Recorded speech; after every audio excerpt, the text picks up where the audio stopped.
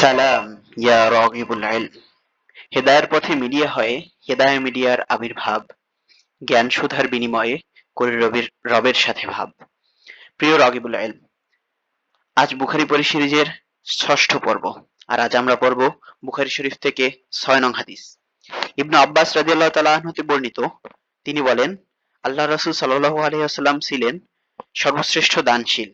রমজানে তিনি আরো অধিক দানশীল হতেন।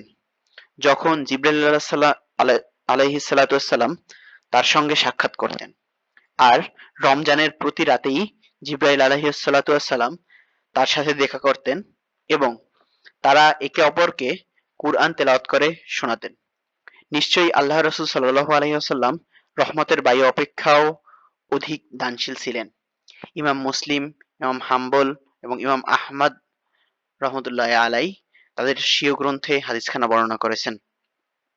হাদিসখানার আরবি ইবারত হলো, عن ابن عباس رضي الله تعالى عنه قال كان رسول الله صلى الله عليه وسلم أجواد الناس وكان أجواد ما يكون في رمضان حين يلقاه جبريل عليه الصلاة والسلام وكان يلقاه في كل ليلة من رمضان فيدارس القرآن فلا رسول الله صلى الله عليه وسلم أجواد بالخير من الريح المرسلة।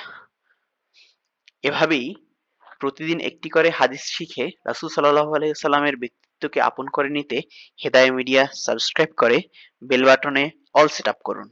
ফেসবুকে ফলো করুন, যাতে রাসূল সাল্লাল্লাহু আলাইহি সাল্লামের কথাগুলো আপনার কাছে পৌঁছে যায় সবার আগে।